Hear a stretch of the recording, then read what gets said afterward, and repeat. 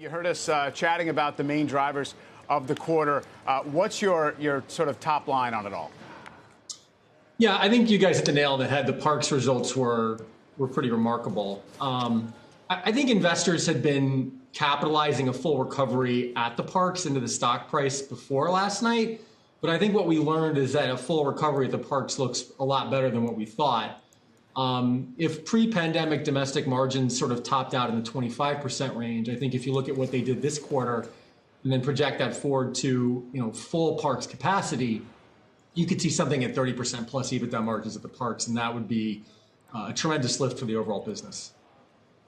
Yeah, you did raise your price target from 126 to 132, clearly below where we are right now, certainly at the opening levels. What keeps you skeptical?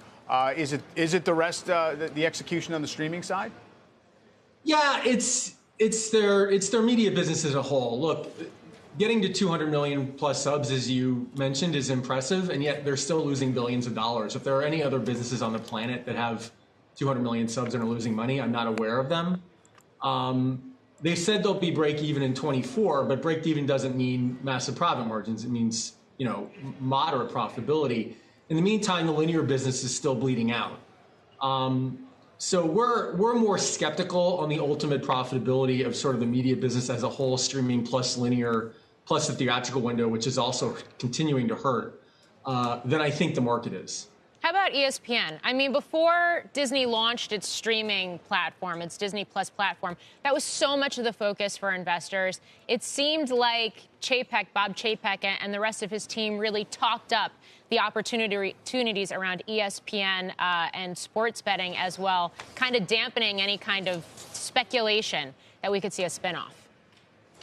Yeah, look, the sports business still generates a lot of cash flow for Disney.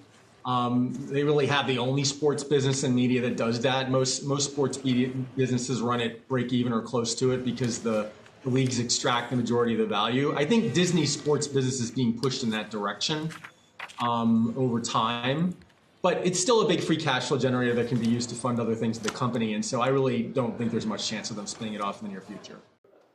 Shepard Smith here. Thanks for watching CNBC on YouTube.